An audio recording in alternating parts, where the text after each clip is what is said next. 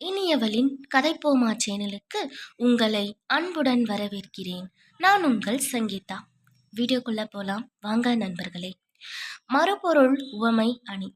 ஒரு பொருளுக்கு பெரிதொரு பொருளை உவமையாக கூறி அப்பொருளுக்கு நிகரான ஒரு பொருளை பின்னரும் வைத்து உவமிப்பது மறுபொருள் உவமையணி ஆகும் அப்படின்னு சொல்றாங்க.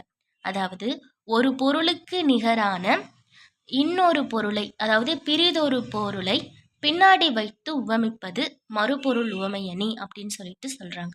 சான்று பாடல் பார்க்கலாம்.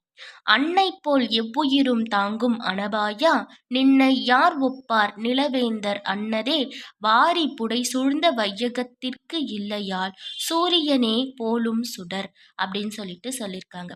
அதனால அன்னை போல் எவ்வுயிரும் தாங்கும் அனபாயா, தாயை போன்று இந்த உலகத்தில் உள்ள உயிர்களை தாங்கக்கூடிய அனபாய சோழனே, உன்னை போல உன்னுடைய அந்த திறத்தை ஒப்பிட்டு பார்க்கும் அளவிற்கு யார் இருக்கிறார்?